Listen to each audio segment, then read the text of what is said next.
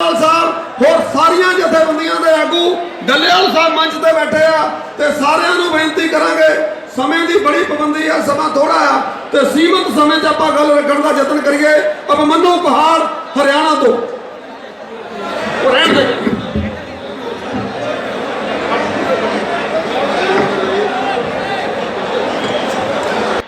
सभी हमारे किसान नेता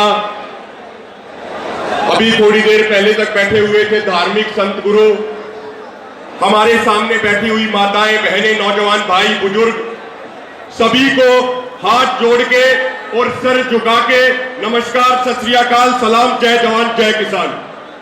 सिर्फ 3 मिनट बोलूंगा साथियों, सिर्फ 3 मिनट दिए गए हैं। मैं थोड़ा अपना परिचय दे दूं।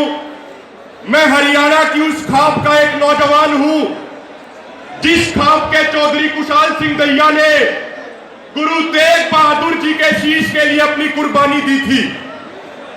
जब गुरु तेग बहादुर जी की शहादत हुई थी और भाई चेता सिंह गुरु जी का शीश लेके जा रहे थे और मुगलों की सेना उनके पीछे लगी थी, तो भाई चेता सिंह सिंघू बॉर्डर के पास के गांव गढ़ी में पहुंचे। वहां पे 85 वर्ष के चौधरी कुशाल सिंह दहिया ने सारी बातें सुनी और समझी। उसके बाद उन्होंने अपने बड़े बेटे से कहा कि गुरुजी के शीश का मान सम्मान रखना बहुत जरूरी है, इसीलिए मेरा सर काट के मुगलों की सेना को दे दिया जाए और जिसकी वजह से गुरुजी का शीश आगे जाना चाहिए। तो मैं उस खाप का एक नौजवान हूं। मेरे पंजाब के भाइयों, आपको एक विश्वास दिलाना चाहते हैं कि आज आप सिंघू और टिकरी बॉर्डर पे हरियाणा की धरती पे बैठे हैं।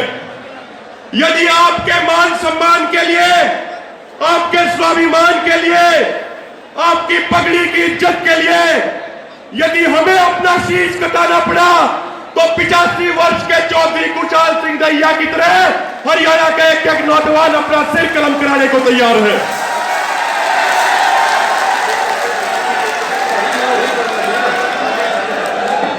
साथियों, आज से 90 साल पहले शहीद आजम भगत सिंह, राजगुरु सुखदेव ने इसलिए शहादत दी थी ताकि हर किसान को उसकी फसल का उचित मूल्य मिले, हर नौजवान के हाथ में रोजगार हो, हमारी माताएं बहनें सुरक्षित रहे और सभी धर्मों और जातियों के लोग मिलजुल के रहे। लेकिन हुआ यह कि 1947 में गोरे अंग्रेज तो चले गए, लेकिन उसके बाद काले अंग्रेज सत्ता में आके बैठ गए और यही कारण है कि पिछले 25 सालों में 20 लाख से अधिक किसानों ने आत्महत्याएं की हैं। हर साल हजारों नौजवान बेरोजगारी के कारण आत्महत्या करते हैं। हर साल हजारों माताओं बहनों के साथ रेप होता है और राजनीतिक पार्टियां धर्म और जाति के नाम पे लोगों को बांट के अपनी राजनीतिक रोटियां सेकती हैं। साथियों, आप सबसे हाथ जोड़ के एक निवेदन करता हूं कि यदि हम सही मायनों में अपने शहीदों को श्रद्धांजलि देना चाहते हैं तो आज यहां से एक प्रण करके जाए कि अपने जीवन की आखिरी सांस तक अपनी पूरी ताकत लगा देंगे और इस मुल्क को शहीदों के सपनों का भारत बना के रहेंगे। जब ये हम प्रण करेंगे तो शहीदों को सच्ची श्रद्धांजलि होगी। साथियों, आज हमारा देश एक निर्णायक मोड़ पे खड़ा है। यह आंदोलन इस बात का फैसला करेगा कि इस मुल्क में किसानों और नौजवानों की चलेगी या कॉरपोरेट घरानों की चलेगी। यह आंदोलन यह बात तय करेगा कि इस मुल्क में हमारी और आपकी सुनी जाएगी या अंबानी और अडानी की सुनी जाएगी। और एक बात हम कहना चाहते हैं मोदी सरकार को, मोदी सरकार कान खोल के सुन ले, ये किसान कौम है, किसान कौम।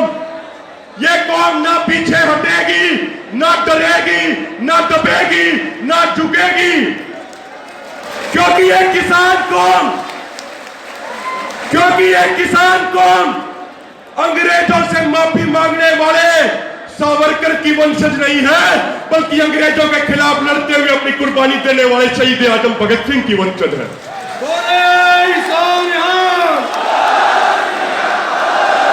भाइयों, एक दो छोटी छोटी बातें और कहूंगा।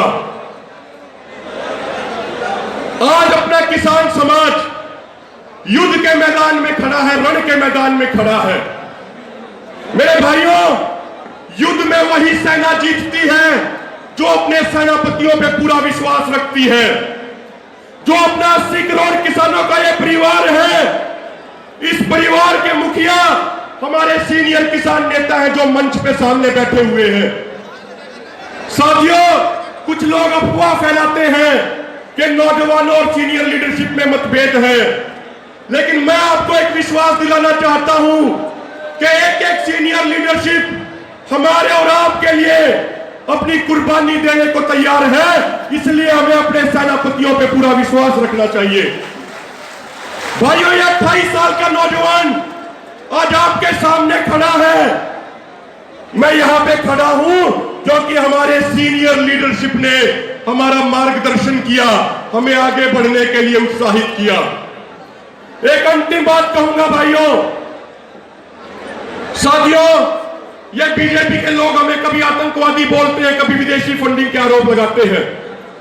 हम मोदी साहब से एक बात कहना चाहते हैं कि मोदी जी, जो आपने चश्मा पहना हुआ है, इस चश्मे में एक लेंस अडानी का है और एक लेंस अंबानी का है। इस अडानी अंबानी वाले चश्मे को उतार के देखिए, इन नौजवान भाइयों में आपको आतंकवादी नहीं बल्कि शहीद आजम भगत सिंह, राजगुरु और सुखदेव दिखेंगे। अपना ये अडानी अंबानी का चश्मा उतार के देखिए, हमारी माताओं बहनों में कोई फॉरेन फंडिंग लेने वाली नहीं बल्कि झांसी की रानी लक्ष्मीबाई दिखेगी। एक बार चश्मा उतार के तो देखिए। नौजवान भाइयों, दो चीजों का ध्यान रखना जो अपने 10 साल के सामाजिक जीवन में सीखी है। नीति और नीयत साफ रखना। नीति और नीयत साफ रखना, दुनिया की कोई ताकत आपको सफलता से नहीं रोक सकती। और एक बात अपने मन में यह याद रखना कि